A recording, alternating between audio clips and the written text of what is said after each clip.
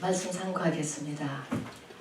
여러분, 어느덧 날씨가 가을의 문턱에 온 것 같습니다. 우리의 육체의 마지막 날이 언제일지 아무도 모릅니다. 그렇죠? 얼마나 남았는지도 모르죠. 젊다고 꼭 많이 남은 것은 아닙니다. 뿐만 아니라 성경은 우리에게 회개할 기회, 말씀 들을 기회도 다 때가 있다라고 이야기합니다. 참으로 시간을 아끼고 기회를 아끼는 저와 꼭 여러분이 되시기를 바랍니다. 아멘. 요한복음에는요 7개의 표적이 있습니다. 그래서 표적의 책이다 이렇게도 이야기합니다. 이때 이 표적이라고 하는 것은 예수님이 얼마나 전능하신가 라고 하는 그런 파워를 과시하는 의미의 표적이 아니고요, 사인이라고 하는 뜻을 가지고 있습니다. 그래서 우리가 믿는 하나님은 도대체 어떤 신인가 라는 것을 보여주는 의미인 것입니다. 그리스도 로마의 신화 있잖아요. 신화 12개의 대표되는 신을 중심으로 굉장히 많은 신이 등장하고, 일본에도 800만의 신이 있다고 하잖아요. 그 신들의 성품이요 다 달라요. 물론 신의 공통점들도 있지만 다 다릅니다. 그렇듯이 예수 그리스도를 주신 우리들의 하나님은 어떤 분이신가라는 것을 소개하는 이야기다라고 하는 것이죠. 7개의 표적이 말입니다. 여러분, 첫 번째의 표적이 뭔지 혹시 기억하세요?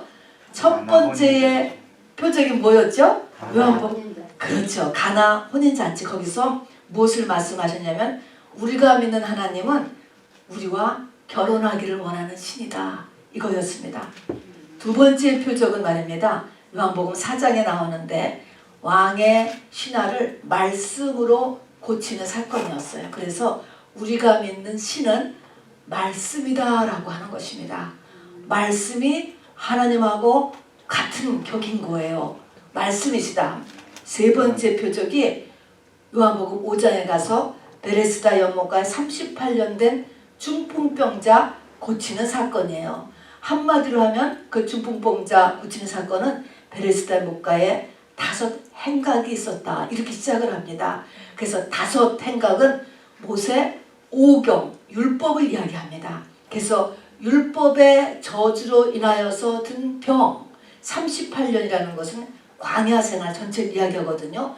우리의 인생 가운데 율법의 저주로 인해서 생긴 병인데 예수님이 그 38년 된 중풍병자를 그냥 일으키시잖아요. 율법의 종결자가 되시는 예수 그리스도, 이것을 보여주는 표적이 요한복음 5장의 세 번째 표적입니다. 오늘 이제 네 번째 표적이에요. 네 번째 표적. 여러분, 세 번째 표적까지 우리가 믿는 하나님이 어떤 시다라는 그렇게 쫓아오실 수 있으시죠? 자, 오늘 네 번째 표적은 여러분 어떤 의미를 가지고 있는가 여러분 같이 잘 들어주시기 바랍니다.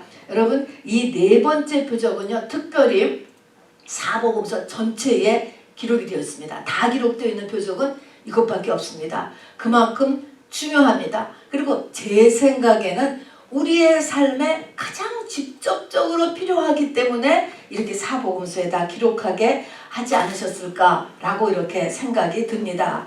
이 네 번째 표적 오병이어, 그리고 이 오병이어 사건은 바로 이제 그 제자들이 이 바다를 건너서, 바다가 아니죠, 이 갈릴리 호수를 건너가는데 풍랑이 밤새 풍랑이 쳐서 거기에서 그냥 죽을 뻔하는데 예수님이 물 위로 걸어오시고 걸어오라 하면서 예수님께서 믿음이 적은 자야 하면서 그 문제를 해결해 주시는 풍랑이는 바다, 이거하고 붙어 있습니다. 여러분, 그 밤에, 왜냐면 오병이어를 끝내고 그 밤에 떠나간 거거든요. 그래서 이 표적이 붙어 있어서 같은 메시지를 가지고 있는 두 사건은 뭐냐?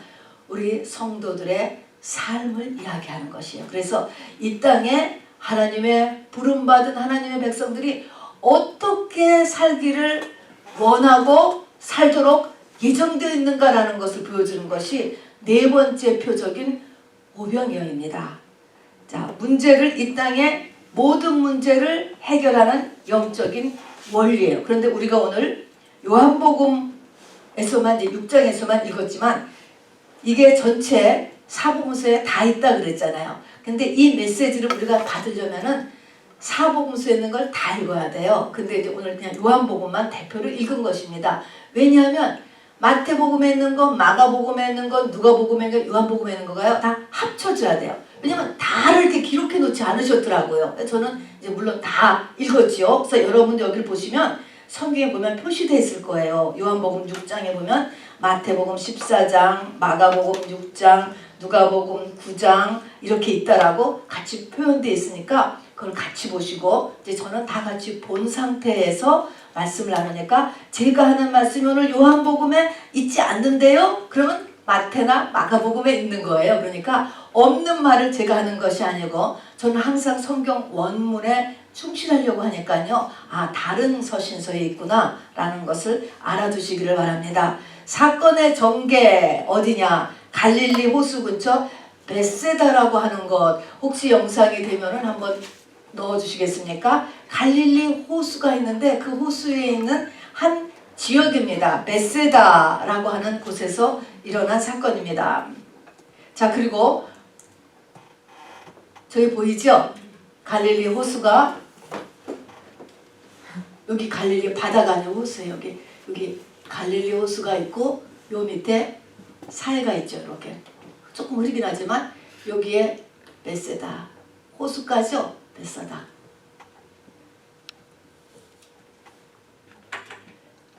자, 이곳에 있는데 바로 전에 베레스다 목가에 38년 된 중풍병자 사건이 나와요.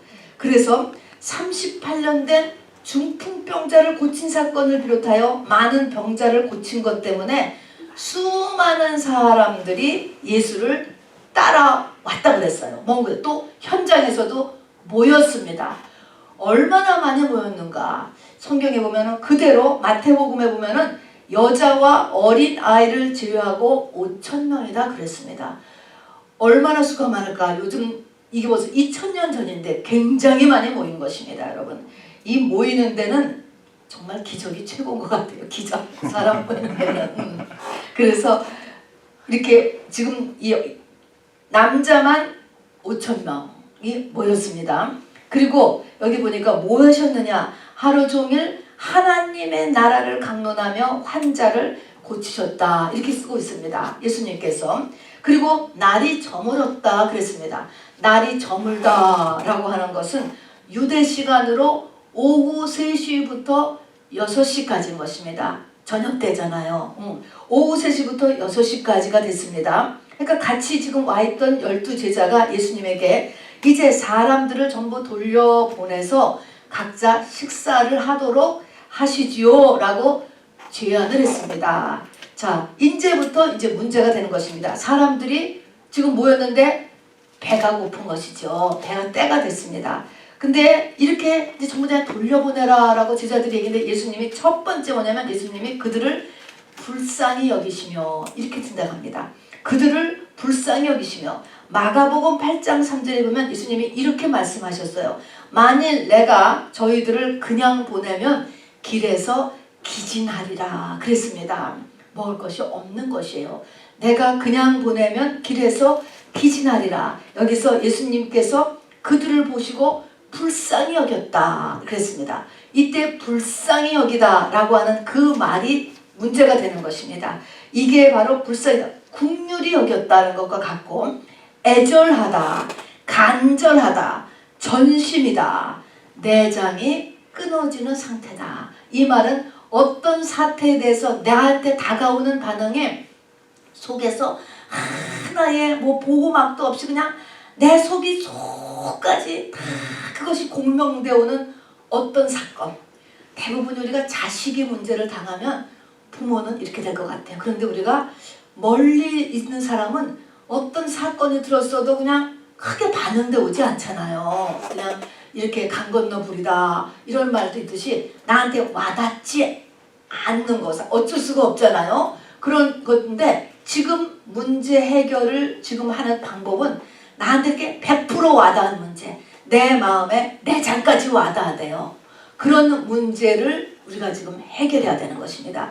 이 사람들이 지금 뭐 수만 명이죠. 그렇게 되는 사람들이 지금 밥을 못 먹고 지금 돌아가야 되는 그 상태에 대해서 예수님이 속에서 애절하고 간절하고 긍휼이 일어나고 불쌍히 여겼다라고 하는 것입니다. 그러니까 지금 어떤 문제가 나한테 이렇게 다가왔다라고 했을 때에 이 문제를 지금 해결해야 되는 것입니다. 자, 그럴 때 어떻게 이 문제를 해결하느냐?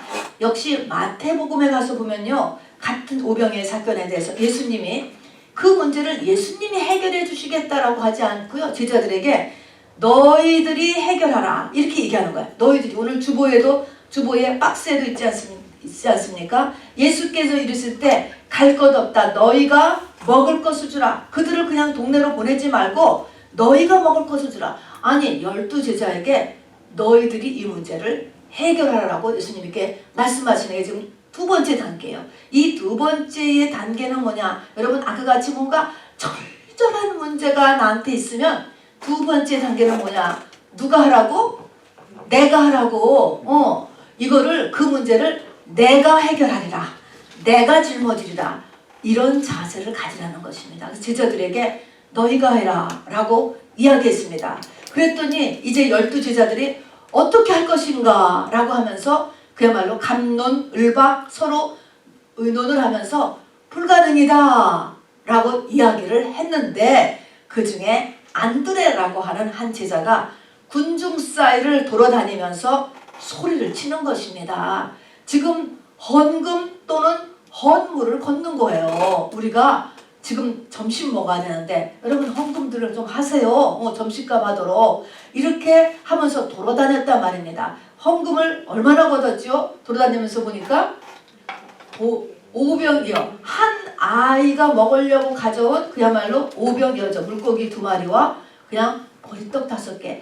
애 1명, 2만 명 가까이 사람이 된다라고 예측을 하는데 어린아이 하나가 가져온 점심 내주는 헌물 요것밖에 없었어요. 그런데 이 안드레가 어떻게 합니까? 그것을 가지고 바로 예수님 앞에 예수님 앞에 이제 가져갑니다. 그러니까 세 번째는 뭐냐면 하나님의 말씀이 너희가 장만해 그러면 내가 짊어진다라고 했을 때 내가 하려고 했을 때 이제 일어서는 거예요. 하라고 했으니까 어떻게 할 것인가 이제 시작을 하는 것입니다. 이제 그 다음이 아주 중요합니다. 아직 어린아이의 그 점심 조금밖에 없지 아직 음식이 준비되지 않았는데 예수님이 어떤 명령을 제자들한테 내냐면 사람들을 50명, 100명씩으로 전부 모아서 앉혀라. 좀 한 수만 명이 되는데 50명, 100명씩으로 나눠서 밭에다가 전부 다 앉히라고 하는 것입니다. 이것이 뭐냐면 유대인들은 우리같이 식탁에 앉아서 먹는 게 의자에 앉아 먹는 게 아니고 바닥에 먹는 밥상에서 먹는 풍습이었어요. 그러니까 지금 밥 먹을 준비를 시키는 거야. 전부 다. 밥 먹을 준비를 시키고 그 다음에 예수님께서 그 오병이어를 가지고 하늘을 우러러서 감사기도를 올립니다. 이 사람들에게 제자들에게 밥 먹을 준비시켜서 전부 앉혀라 라고 하는 것과 예수님이 하나님 앞에 감사기도를 드리는 그 시점이 어딘가를 잘 알아야 돼요. 언제요? 지금 오병이어가 지금 막 12광주리가 남을 만큼 풍성하게 기적이 일어난 다음에 한 게 아니라니까 그러기 전에 한 거예요. 그러기 전에 뭐가 중요해요? 순종인 것이죠. 그냥 하라니까 한 거예요. 마치 가나 혼인잔치에서도요. 바로 6항아리에 물을 가득 채운 다음에 고물을 연회장에 갖다 주라. 갖다 줄 때까지 물이 포도주가 안 됐어요. 근데 갖다 주는 순간에 아주 최고의 포도주를 변했잖아요. 지금도 아직 음식이 풍성하게 생기지 않았어요. 그런데 밥 먹을 것도 없는데 밥 먹을 준비 시키라는 거예요. 그래서 제자들이 이거를 했어요. 이 순종이 여기 요구되는 것이죠. 성경에 나오는 많은 우리에게 하라 하지 말아라는 말씀. 이 순종이 특별한 순종이 아닙니다. 말씀의 순종인 거예요. 하라 하지 말아라는 말씀이 나한테 이렇게 알고 있고 또 들려오고 그러는데 우리가 생각하면 나에게 지금 필요한 것들이 채워지지 않았으니까 하나님 말씀은 내가 아직 그걸 그렇게 따라할 마음이 없어. 하나님이 살아계신지 아직 모르니까 이러면서 뻔히 아는 말씀을 순종을 안 하는 경우가 참 많아요. 근데 여기에서는 다가오는 말씀에 순종을 하는 거예요. 그거 이성적으로 말도 안 되고 웃기는 일이잖아요. 아니 음식 먹을 준비가 되면 그때 가서 내가 사람들한테 시켜서 전부 이렇게 앉도록 할게요. 요렇게 말하는 게 아니고 무조건 가서 다 앉혔다는 것입니다. 또 예수님도요. 그 오병이어를 놓고서 바로 하나님 앞에 감사의 기도를 드렸다. 여러분 이 감사의 기도가 뭘 것 같아요? 하나님 이제 충분한 음식을 주실 것을 믿고 감사합니다. 그런 기도가 아니에요 여러분. 주실 것을 우리가 보면은 자기 어떤 목적을 놓고 감사를 해야 된다 해가지고 그것이 될 줄을 믿고 감사합니다. 나쁜 건 아니지만 그런 감사를 얘기하는 게 아니에요. 그거는 그 목적을 놓고 어떤 투립 같은 것이고 이거는 감사의 마음 상태를 얘기하는 거예요. 이 예수님의 마음에 오병이어 쬐끄만 거 하나라도 지금 헌물이 들어온 것에 대한 감사. 또 여러 가지 많은 감사의 조건을 볼 수 있는 마음의 눈이 있는 것이죠. 그래서 하나님 앞에 감사의 기도를 식사 기도를 올렸다고 하는 것입니다. 우리가 음식 먹을 때는요. 우리가 반드시 감사가 거기에 꼭 포함되어야 될 것 같아요. 우리 이 내용을 보면 말입니다. 자, 그래서 기도를 그렇게 드리고 나서 예수님이 이제 그 조그마한 떡과 물고기를 제자들에게 나눠주고 제자들은 그것을 받아서 사람들에게 나눠줬는데 여러분 2만 명의 사람들에게 이렇게 뭐 하나 돌린다고 생각해봐. 얼마나 많아요? 이게 한번. 그거를 12 제자들이 하고 예수님하고 같이 했습니다. 굉장한 이 기적을 체험하는 게 아닙니까? 그리고 다 그들이 배불리 먹고 원대로 먹었다는 거예요. 원대로 먹고 나서 12강주리가 남았다 라고 하는 것이 사건의 내용이에요. 이 사건이 얼마나 충격적이었으면은 사복음서 제자들이 이걸 다 기록해놨어요. 이렇게. 그리고 그들이 실제로 체험했잖아요. 자, 그래서 이제 또 다시 정리합니다. 우리가 인생의 문제는요. 성경에 보니까 두 가지예요. 가장 큰 문제가 병 문제하고 먹는 문제예요. 자, 그래서 병 고치는 것 때문에 사람들이 몰려들렸고 오늘 여기 먹는 문제, 돈 문제잖아요. 돈 문제. 그래서 병 고침과 돈 문제 이거는 우리 인생의 문제 전부를 대표하는 것입니다. 자, 이 인생의 이 땅의 모든 문제를 예수님은 해결하실 수 있다 없다? 있다. 그걸 얘기하는 거예요. 어떻게 해결하느냐는 거예요. 해결하실 수 있어.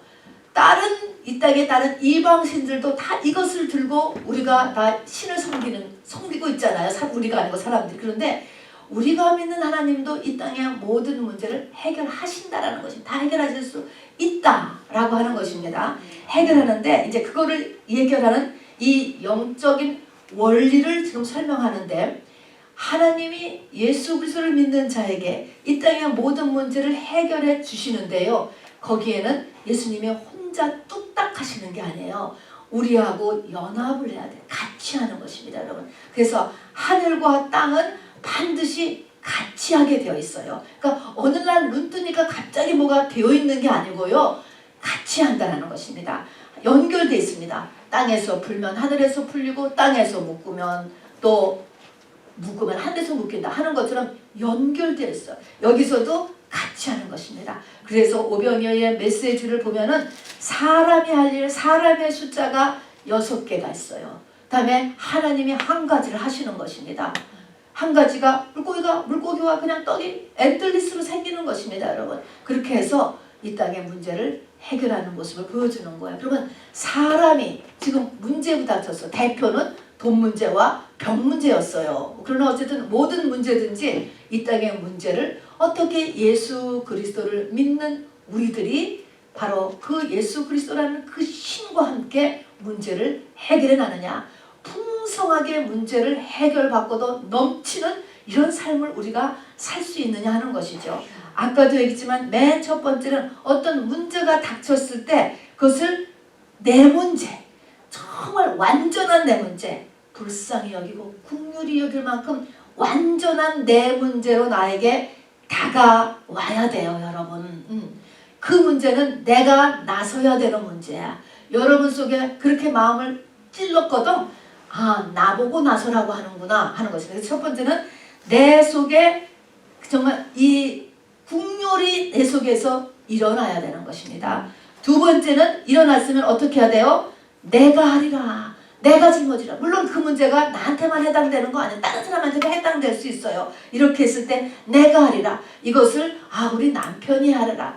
우리 와이프가 이게 믿음이 더 있는 것 같고 은혜 받아서 우리 부인이 하리라. 우리 부모님이 하리라. 어떤 목사님이 해주리라. 그렇게 생각하지 마시고 내가 하리라 라고 하는 것이 두 번째예요. 여러분 성경의 이 믿음의 사람들은요 항상 나선 사람들이에요. 이사야 선지자가 바로 하나님 앞에 내가 여기 있나이다. 나를 보내소서. 어려운 때인데 본인이 하겠다고 나서서 이사야 선지자가 되신 것입니다. 다윗이 내가 새벽을 깨우리로다. 내가 이 문제를 위해서요.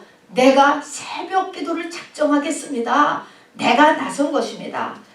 여호수아와 함께 이 가나안 정복 전쟁을 할 때 헤브론 땅이 가장 어려웠어요. 가장 이 강한 적진이 있었던 곳입니다. 그때 갈렙이 바로 이 산지를 내게 주소. 내가 헤브론 땅을 향해서 내가 나가서 싸우겠습니다. 라고 나섰습니다. 여러분 믿는 사람은 뒤로 가지 말고 앞으로 나가기를 주님의 이름으로 꼭 부탁합니다. 그러니까 두 번째는 내가 하는 거예요. 여러분 내가. 여러분 저를 따라오셔야 돼. 지금 이거 하는 것에서 여러분이 이걸 안 하겠다.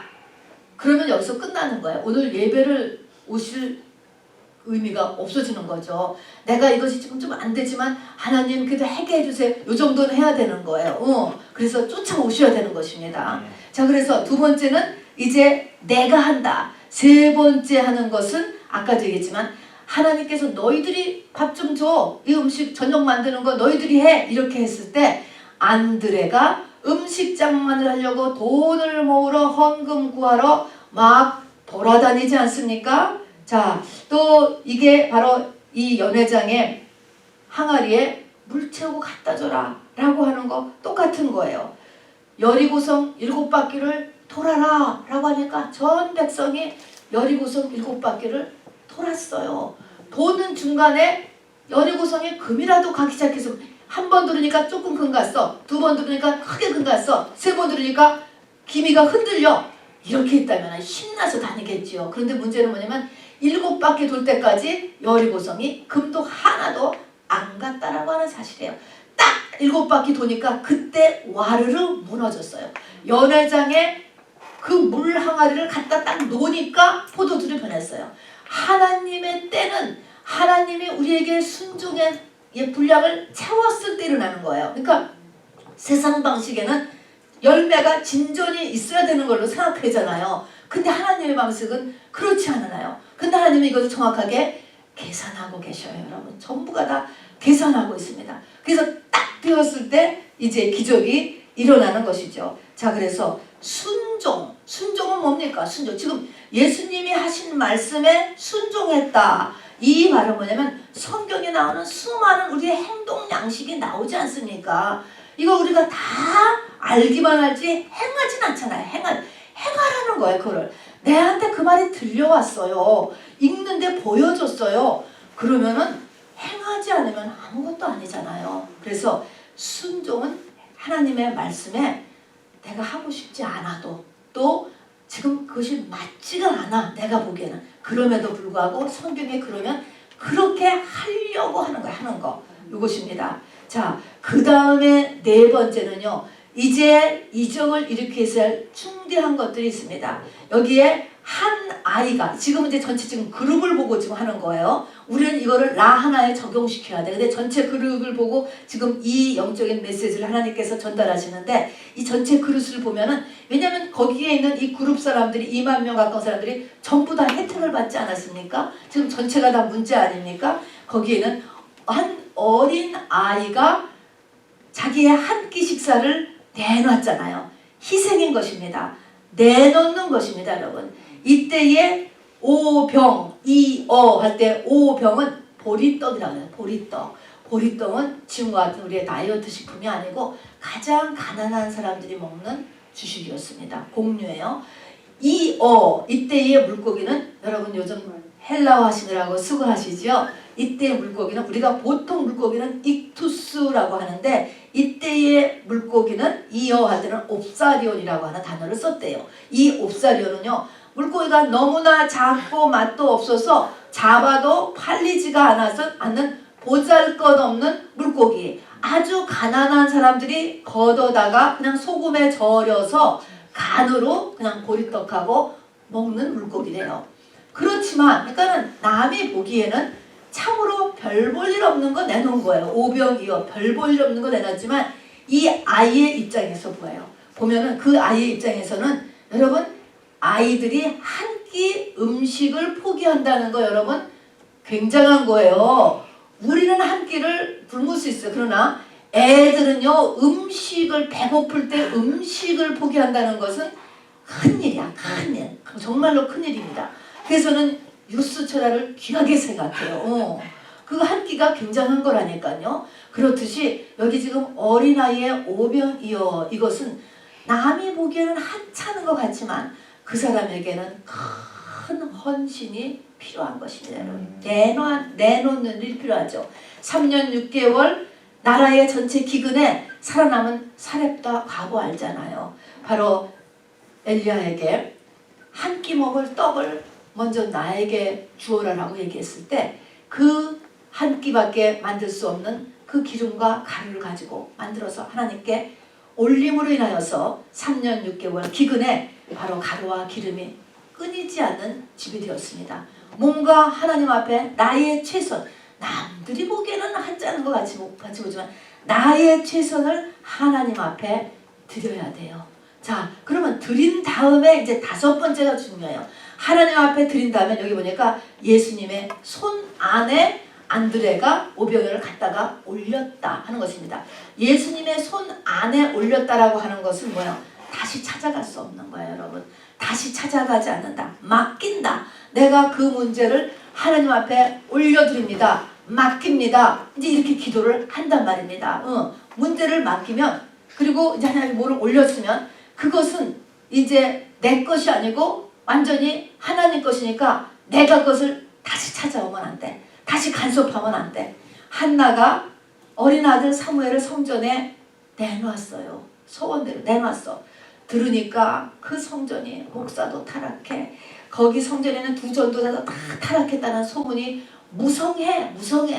그런데 그 귀한 아들, 집도 넉넉한 집안이에요. 한나네 집안은. 그런데 그 한나가 그 아들을 성전에다 턱 띄워놓고서는 그냥 탁 닫는 거죠. 정확하게 그냥 가야 될 날만 가서 아기의 애의 옷만 계속 지어다가 올려주고 그 다음에는 딱 손을 떼는 것입니다. 하나님 앞에 맡기면 완전하게 맡겨야 되는 거예요. 완전하게. 이렇게 하나님 앞에 다시 맡겨. 이제는 걱정하지 말고 염려하지 말고 그리고 이렇게 맡기면서 맡기는 이 일을 우리가 해야 되죠. 다시 걱정하지 말라. 다시 간섭하지 말라는 것입니다. 그리고 이제 6번째가 아까도 이야기한 것처럼 감사의 마음 상태예요. 여러분 우리의 마음 상태를 보세요.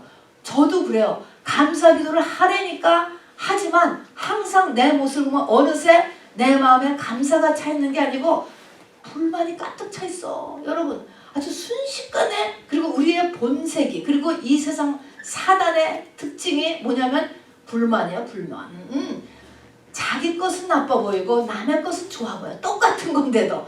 그러면서 끊임없이 이 시기, 질투, 비교의 영들이 역사하기 때문에 우리 마음에 감사의 마음을 갖는 게 쉽지 않아요, 여러분. 근데 감사의 마음을 우리가 항상 이렇게 유지해야 된다는 것이죠. 우리는 보면 늘 원망의 상태. 누구 때문에 이렇게 돼? 누구 때문에? 이게 누구 때문에?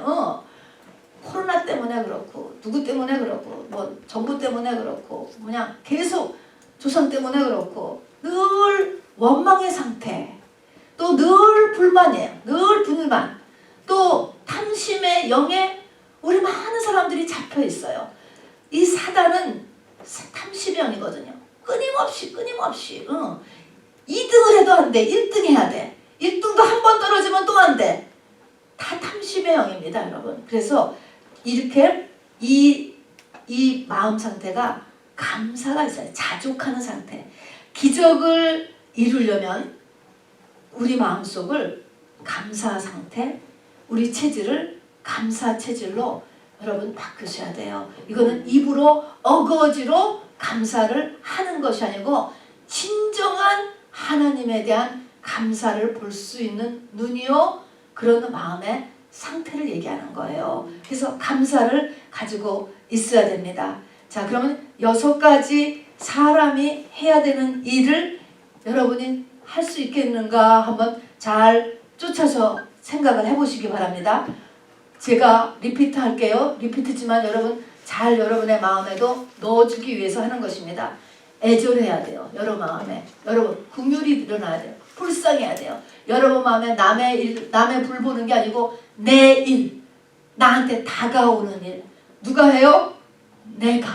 내가 여러분한테 그걸 원하시는 거. 이걸 통해서 여러분의 삶 전체를 다 풍요하게 만들고 복되게 만들고 여러분이 복의 근원이 되는 사람이 되면서 동시에 여러분의 속사람이 이것을 통하여서 큰 상급과 성장이 일어나기 때문에 그렇습니다. 세 번째는 헌신이 필요합니다.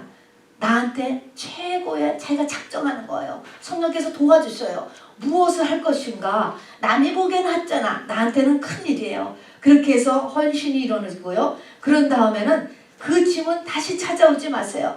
완전히 맡기세요. 또 걱정이 되면 기도만 하세요. 그리고 하나님 아셨죠? 그러면서 다시 그 문제를 찾아오지 마시되 해야 될 것은 뭡니까? 순종이 있어야 돼요. 행동에 대한 순종. 바로 하나님께서 곧 알려주셔요. 내가 이해가 안 돼도 또 내가 싫어도 이렇게 바보 같은 순종의 삶을 여러분이 하시기를 바랍니다.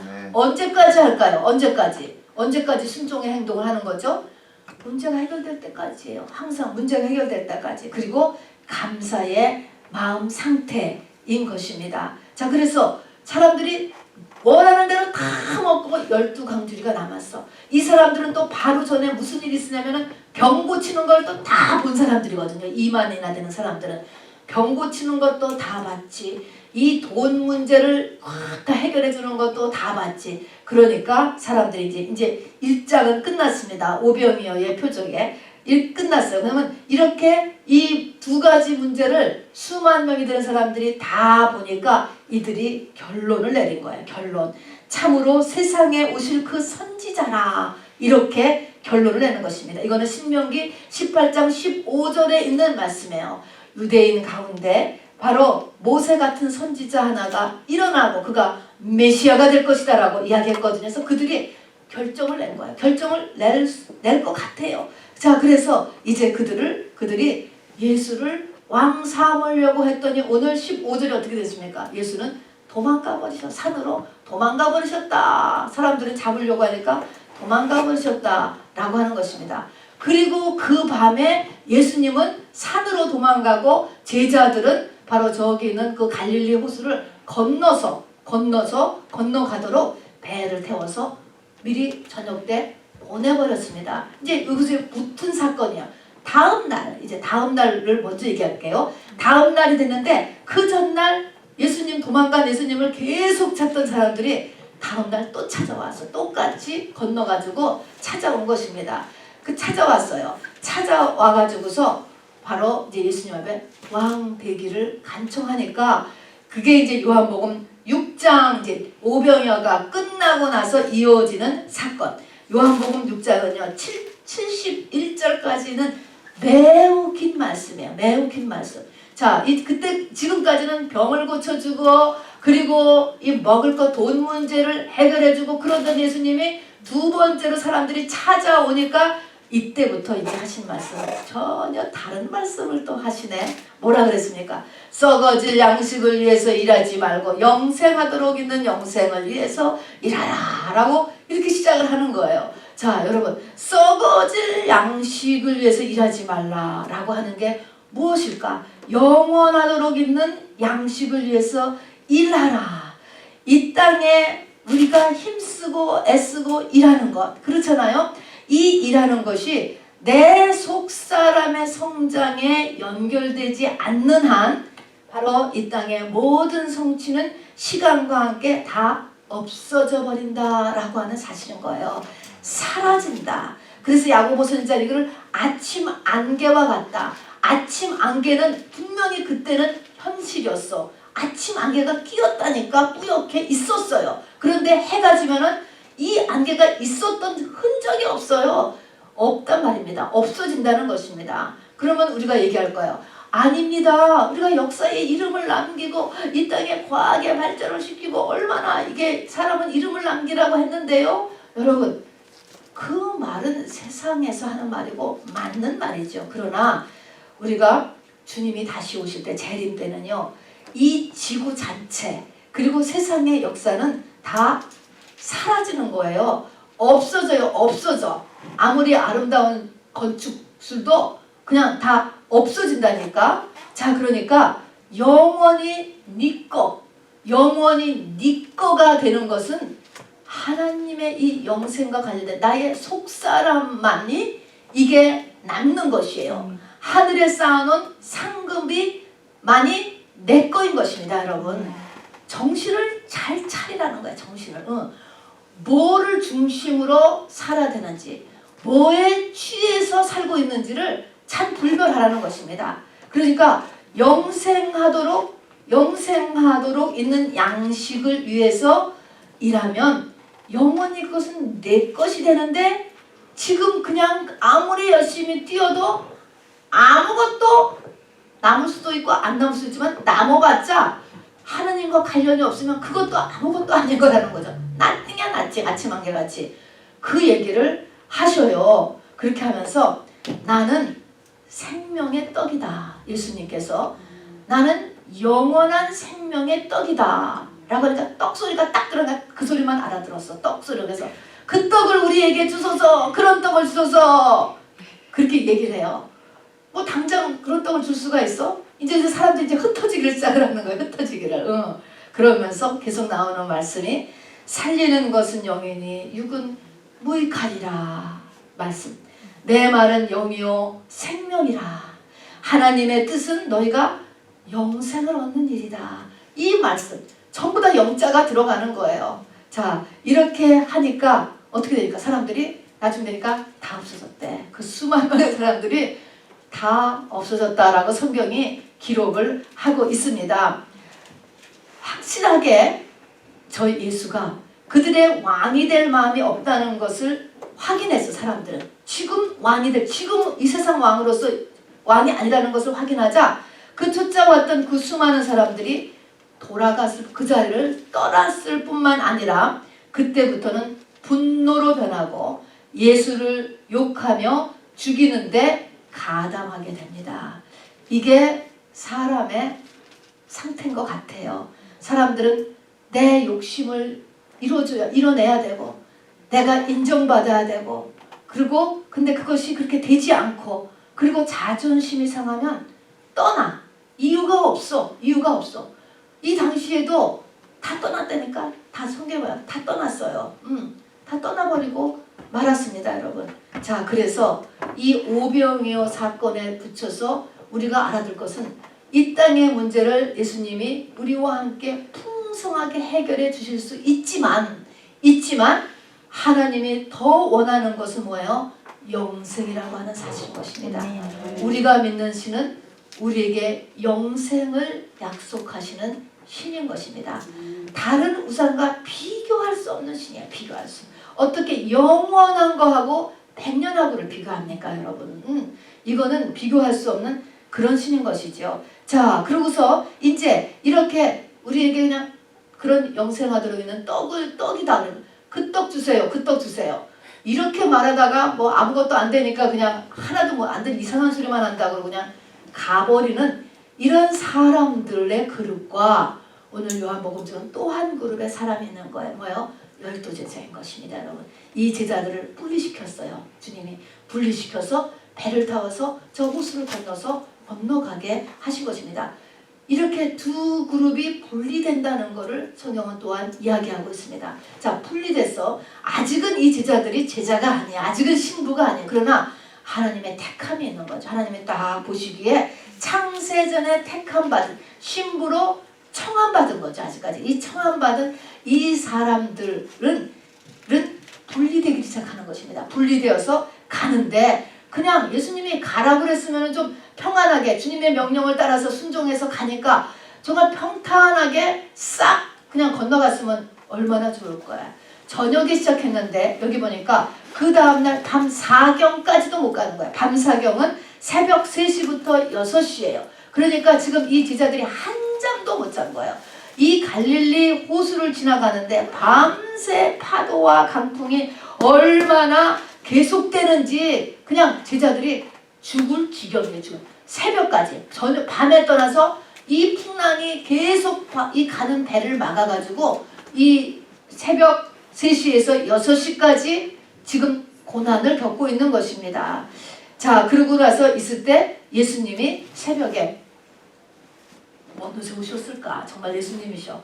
이제 목적지에서 거꾸로 오시는 것입니다. 그러니까 베드로가 유령인 줄 알았다. 정말 유령인 것 같지 않겠습니까? 이렇게 자기가 혼비백산을 해서 유령을 본다고 생각도 할 수 있었을 것 같아요. 그렇게 하니까 예수님께서 두려워 말라 라고 이야기하면서 내다 라고 하면서 베드로에게 물 위로 걸어오라 라고 이야기합니다. 근데 물 위를 걷다가 베드로가 갑자기 풍랑을 보고 자기를 보게 됐죠. 우리하고 비슷한 것 같아요. 나는 사람인데 어떻게 물을 걸어? 이 지금 풍랑을 봐라. 얼마나 무서운지 두려운지 지금 코로나로 지금 얼마가 죽고 얼마가 확진자고 하는데 두려움이 확 몰아치는 것입니다. 그렇게 했을 때 예수님께서 바로 손을 내밀면서 믿음이 적은 자요 하면서 이 제자들을 이제 건너오게 하시는 것입니다. 다시 말하면 이렇게 예수님에게 왕 되어 달라고 하다가 자기 뜻대로 안 되니까 그리고 무슨 말 하는지 도무지 이해가 안 된다고 다 가버린 사람이 아닌 예수님의 신부가 될 그 후보생들의 사람들의 생애는 이렇게 풍랑이 계속 칠 것이라는 것을 지금 모형적으로 보여주고 있는 거예요. 길이 그냥 이거 왜 치는지 모르는 거예요. 근데 그냥 인생이 그냥 막 풍랑이 치고 어려움이 와. 이 어려움에 살아남는 방법, 그래서 목적지까지 가는 방법은 무엇입니까? 주님을 똑바로 바라보고 가면 되는 거예요. 이 눈이 자신을 본다거나 바로 이 풍랑을 보게 되면은 그때부터 가라는 거예요. 믿음이 없다라고 하는 것이 바로 그걸 믿음이 없는 거라고 하는 것이죠. 본다라는 것은 뭡니까? 내 생각과 내 마음이 환경과 나 자신을 생각하는 거예요. 나 자신의 과거를 생각해 보니까 또 나 자신의 현재 모습을 보니까 내가 무엇을 할 수 있겠어. 또 내 과거에 그 정말 이 실수한 것을 생각하고 연약한 것을 생각하니까 내가 무엇을 할 수 있겠어. 여러분 이게 금방 나를 보는 거예요. 또 풍랑을 보는 환경을 보는 건 뭐예요? 뉴스만 보세요. 전부 이게 얼마나 다 무섭습니까? 누구 얘기를 보세요. 이거 팩트잖아. 팩트예요. 맞아요. 그럼에도 불구하고 풍랑 치는 거 팩트예요, 여러분. 그럼에도 불구하고 하나님께서는 풍랑과 베드로를 자신을 보지 말고 나를 볼 때는 걸었어요. 그렇게 하고 그러게도 어려우면 예수님 앞에 주여 부르는 거예요. 그러면 주님이 얼른 금방 손을 내밀어서 베드로를 건져주셨다고 했습니다. 예수님을 바라보고 예수님을 찾으라. 그렇게 보시면 결론인 것입니다. 자, 그래서 우리 이제 오병이어가 주는 이 표적을 우리가 잘 살펴봐야 돼요. 마지막으로 정리하겠습니다. 아까도 얘기했지만요. 나 자신을 보고 환경을 보는 것이 내가 예수를 바라보는 것보다 강하면 물에 빠지는 거예요. 그죠? 물에 빠졌어요. 이제 물에 빠져서도 금방 또 예수님의 이름을 불러서 예수님이 건져주셔서 살아났어. 그렇지만 내가 환경과 나 자신을 보는 분량과 예수님을 바라보는 분량의 밸런스에서 여러분이 지면 안 되는 거야. 지면 빠져. 이때에 이 물은 이 호수에 물에 빠졌죠. 이때에 이 물은 뭐예요? 세상의 물이에요. 사망 권세인 거예요. 사망의 물이에요. 세상의 물은 사망. 금방 사망 권세가 나한테 다가드는 거예요. 사망 권세라는 건 뭐예요? 죽을 일이 생기는 거예요. 죽을 일, 이래 죽겠다, 저래 죽겠다. 하여튼 무엇이든지 나에게 죽음을 가져다 주는 거 사망 권세. 사단은 사망 권세를 갖고 있죠. 세상은 사망 권세에 꽉 잡혀 있는 거예요, 여러분. 그것이 나를 금방 몰아치게 됐어요. 여러분 속에, 제 속에 이 사망이 있으면 안 돼요, 여러분. 우리 속에는 감사가 있고요, 기쁨이 있어야지 돼요. 얘를 없애야 할 때, 내쫓아야 돼. 분노, 요 속에 다 이게 사망의 덩어리예요, 여러분. 요거가 요 사망이 자꾸 들어와서 속에 맺힌 거예요. 맺혀 이렇게 도골도골하게 덩이로 맺혀 있는 것들이 여러분 다 풀어줘야 돼요. 빨리빨리 생명으로 인하여서 이것이 다 녹여지기를 바랍니다. 자, 그래서 사망 권세에 잡히지 않고 승리하도록 주님께서 계시잖아요. 와주시잖아요, 여러분. 자, 그래서 이 네 번째 표적 오병이요. 엄밀히 말하면 물결 위를 걷는 게 다섯 번째 표적이 이렇게 붙어 있어요. 네 번째 표적과 다섯 번째 표적인데 이게 연결돼서 일어나는 사건이기 때문에 그냥 제가 오병이어의 메시지로 우리 속에 각인되기를 원합니다. 우리가 어떻게 살아야 되는가 라고 하는 것이 오병이어가 주는 메시지예요. 그리고 우리가 믿는 신은 우리를 어떻게 취급하는가, 우리에게 무엇을 원하는가 라고 하는 것을 가르쳐주는 거가 바로 오병이어의 표적이라 하는 것입니다. 자, 우리가 문제를 당했을 때 예수님과 함께 이 문제를 해결해야 되죠. 해결시켜준다니까. 예수 믿으면 문제 해결책이 있다니까, 여러분. 없지 않다니까요. 문제를 해결할 수 있습니다. 예수님 없이 우리가 이 땅을 어떻게 살겠습니까? 문제를 해결할 수 있어요. 그 영적 원리 6가지 여러분 마음에 꼭 담아서 여러분 기도하시면서 여러분 이것을 행하셔야 돼. 반드시 행하셔야 돼. 그래서 우리의 삶을 풍요로운 삶, 이 땅의 삶도 풍요롭게 바꿔야 돼. 병도 고쳐야지 되고, 여기 나온 것처럼 재정도 넉넉해야 돼. 이게 이 땅의 삶이에요. 이 땅의 삶을 12강주리가 남을 만큼 풍요하고 누리고 베풀고 쓰고 할 수 있게 살도록 원하시는 것입니다. 그런 다음에 또 신부의 후보생들은 그럼에도 불구하고 풍랑이 친다니까. 엄청나게 친다니까요. 이럴 때 누가 계십니까? 예수님이 계세요. 예수님이 계시고, 그러니까 그렇다라는 것을 각오를 하세요. 우리의 삶이 왜 나는 이럴까? 잘 때도 공격하고 어느 때는 우리의 삶에서도 그냥 뭔가 이렇게 일어났을 때 풍랑이 친다라는 것에 마음을 담대하게 먹으시고 그 다음에 대처법은 주님만 바라보는 것, 그 다음에 주님의 이름을 부르는 것. 주님의 이름을 부른다는 건 뭐예요? 주님 도와주세요 라고 이야기하는 것입니다, 여러분. 그리고 예수님의 목적은 이 땅의 삶이 다가 아니라고 하는 사실, 개런티 이터널 라이프인 것입니다. 거기가 우리의 본향인 것을 우리 다시 한번 확인시켜 주시는 것입니다. 우리 말씀을 생각하시면서요, 여러분 이것을 그냥 나하고 상관없는 말로 들으시면 안 돼요. 이거는 우리 신부고생들에게 반드시 하시는 표적이 되는 것입니다. 말씀 생각하시면서 하나님 이 말씀이 내 귀에 들려지게 하여 주세요. 기도하시고 또 들려진 말씀이 나한테 잘 박힌 모처럼 나에게 박혀지게 하여 주세요. 그래서 필요에 따라서 거기에 옷도 걸고 모자도 걸고 이렇게 할 수 있도록 해서 내 삶에서 이렇게 행하여서 내가 정말 승리의 삶을 살고 이 땅에서뿐만 아니라 영생에서도 승리의 삶을 살 수 있도록 해주세요라고 여러분 간절히 기도하시기 바랍니다. 주 예수여.